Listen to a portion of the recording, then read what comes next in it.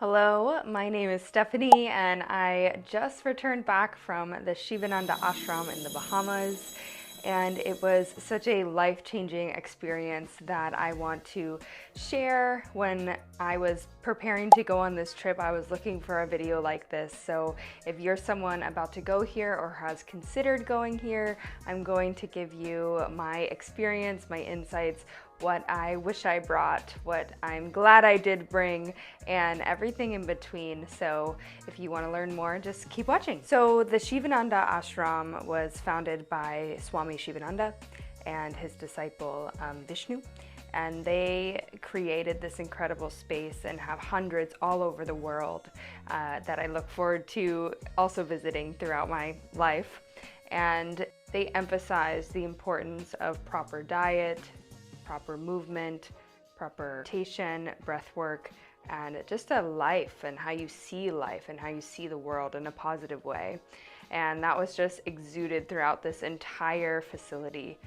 It is primarily outside, so you have little, homes or little shacks, you could say, throughout the property, but all of the places for yoga and even for the satsangs are all outside, all have open floor plans. So you are just immersed in nature. I was barefoot pretty much the entirety of my time there. I just want to share some major takeaways that I have now integrated into my life. So one of the big things was the breath work. So every morning and afternoon, there is a 2-hour yoga practice. And within the first 45 minutes of that practice is pranayama. And I want to show you this breath work because it has transformed my own breathwork practice, and it sustained me for the entire day on my trip and has continued to since I've been back. So you can come back to this video. I'm gonna clip it, and or you can skip to the next part. So the first round of breath is Kalabati breath, where you pull your belly button back in, and you can do it to like a 60 beat, right?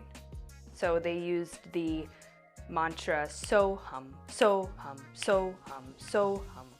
And you pull the belly back and you do 3 rounds. So the first round is 50 Kalabati breaths. And then you do an exhale, an inhale, an exhale, and an inhale.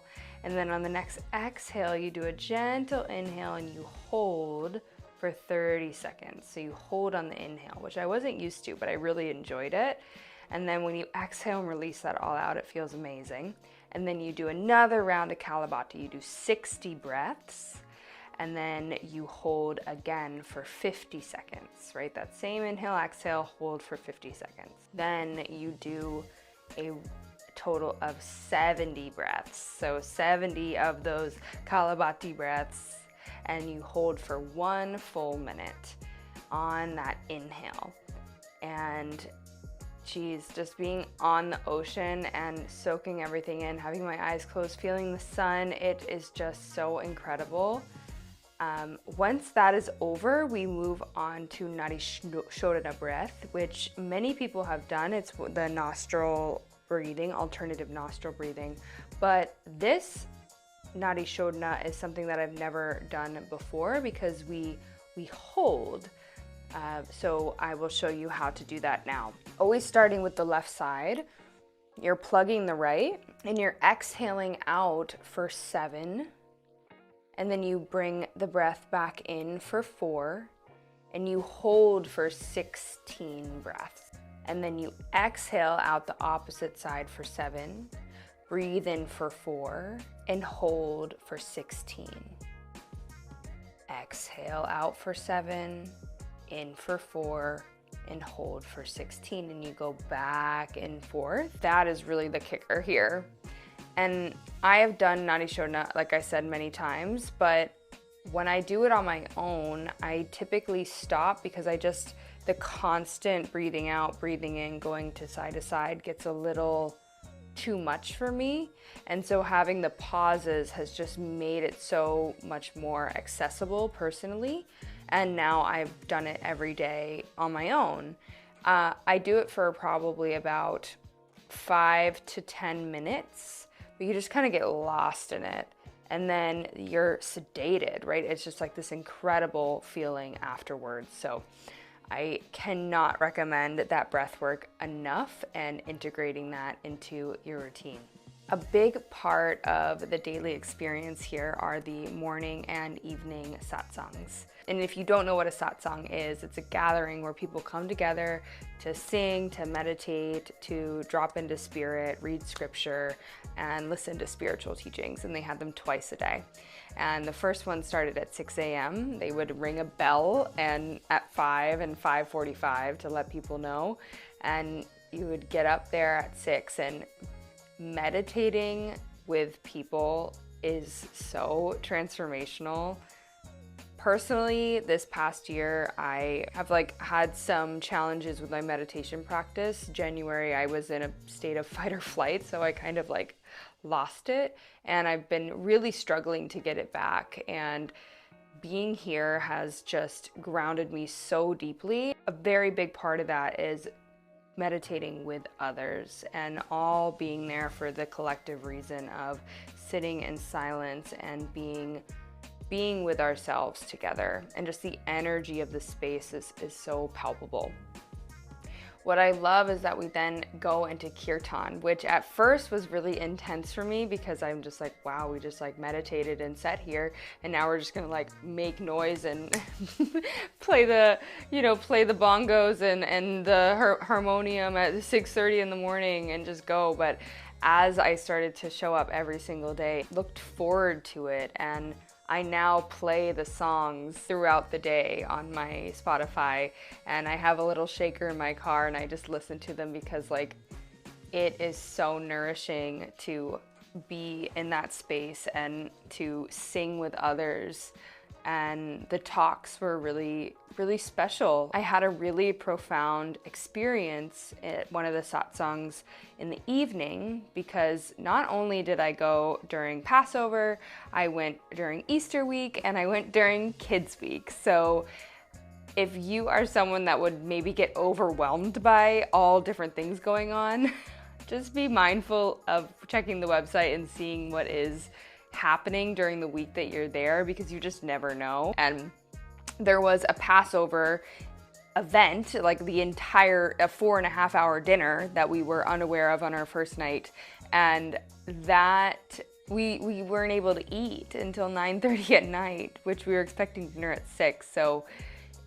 And we had to participate, and I did not want to do that and I was not in a very good mood to do that, and it was such an interesting experience given that I wasn't expecting this to be a religious. It's not really religious, it's just kind of like the yogic lifestyle, yogic philosophy. It's not a religion, and we celebrated fully Passover, so it was very interesting. So being aware of that, and if that is something that you would be triggered by, buckle up. Or just be mindful when you go there. But I digress. Each evening was about the Easter Symposium, and I have been following Aaron Abke for a really long time, and right now he is really fixated on the true teachings of Jesus and why Jesus did what he did and what he believed. And he has emphasized that a big reason for his reason of flipping the tables and being so angry about the people making money outside the temple was because they were making money off of animals, off of sacrificing animals. And during Passover, 250,000 lambs were slaughtered, and there was blood running into the streets. It was so excessive, and Jesus was not happy about that because all is one, and didn't want these innocent beings being murdered. And that has been, Aaron has been shouting that from the rooftops the past 5 months or so. But I didn't really hear anyone else talking about it, and the speaker that night, Dr. Claudia Welch, she brought that to the attention of the entire room, and of all different backgrounds, all different religions, all different types of people, and just discussed it and brought it to light. And it was just such an incredible moment to hear what I've been hearing and learning about outside of the realm and my vacuum of Aaron Abke. So that was a really beautiful experience for me. One of the things that I loved about my time there was just how chill everything was. There's so many things going on. There's yoga, and there's talks throughout the day for like hours, right? Yoga's 2 hours long, talks are 2 hours long, satsang's 2 hours long. And there was no expectation to like stay the entire duration, and people would just kind of leave when they wanted to leave. And that was just so freeing to be able to just get up and go sometimes. If you're someone that's kind of a people pleaser and doesn't want to think that would hurt people's feelings, which I definitely have, it was almost a healing experience to be able to just be like, nope, I'm good. I'm just gonna get up and go. And I just loved the rhythm. The days felt really, really long. You only eat twice a day. So you eat a brunch at 10 a.m. and then you eat dinner at 6 p.m. My recommendation is to bring a small jar of peanut butter or almond butter on your trip, and then take some fresh made bread that they make every single day. Take a couple extra pieces so you can eat that throughout the day, and maybe a fruit here and there. Or I would bring some snacks. I brought Brazil nuts, and I brought to-go packs of bone broth. So I would have bone broth in the morning while I was in my yoga class. I would be sipping on it, or early morning, and that just kind of held me over. And if I was hungry around 4 o'clock, I would have another cup of bone broth. That leads me to my other huge suggestion and personal opinion, is that there's no coffee, there's no caffeine, and there's no like tea bags or anything like that. They just make their own tea, and it is very watered down. It's for like hundreds of people. It's pretty challenging to make that quantity of tea. They're incredible at making that for the food and having so much flavor, and just, it's all Ayurvedic based, and it's all vegan and delicious. But with the tea, it wasn't a priority there. So I highly recommend bringing your own tea, your own herbal teas, things that you like. There's plenty of hot water available, and I brought my own mug, which was really nice to have because it had a little cover on it, and I could bring it places and put it in my bag. And you can certainly get mugs from there, but they're quite small. So I highly recommend bringing your own tea. If I would use it as a week to go off of caffeine if you're not going to be there that long. But you can always bring instant coffee, and they do have milk and stuff at the end of the table in breakfast. But where I was staying, and probably all the other places, do not have any refrigerator or anything like that. So just being mindful of what you need, but definitely bring some tea. That brings me into my next point here, is about packing. I was so proud of my packing, and I want to just share with you some things that I'm so happy that I brought. So I went in April, and it did not really break 80 degrees while I was there. So the evenings and the mornings were a little cool. And I brought my big comfort sweatshirt. I wore it on the plane. And I don't know if you don't have one of those, but if you do have one of those, I recommend bringing one of them because they are so comfortable. I don't need to tell you how great they are, but they will just give you that sense of warmth and connection. And the beds are very uncomfortable, and the sheets and the blankets are very thin. So I sleep with a weighted blanket every night. So not having that on me, the comfort really helped with that.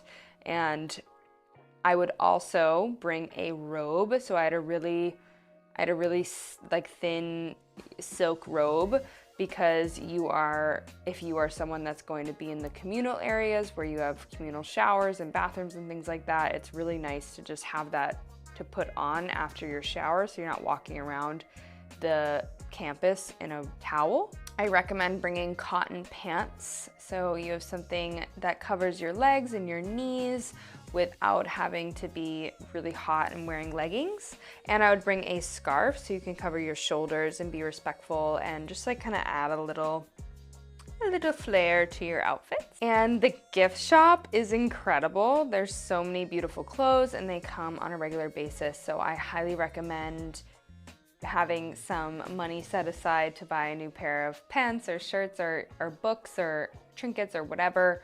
And they have ice cream and little treats, little bliss balls that are dates, and oh, they're so delicious to have after dinner. So I recommend, definitely popping in there and getting something nice, little treat for yourself. And there's only like soap, which is fine. I just used soap for a week. I didn't wash my hair. I forgot a brush. I was fine, but I would bring like a shampoo bar and a body wash. They're not provided, but you do get a towel, which is great. And I would also bring a inflatable beach chair because there are no chairs on the beach. There's just none. So laying in the sand is it gets old. In my opinion, I didn't really like it that much, so I didn't tan as much as I would want to, but if I had something that would prop me up, I found a couple on Amazon that I'm gonna bring next time that I'll link here. I highly recommend bringing those.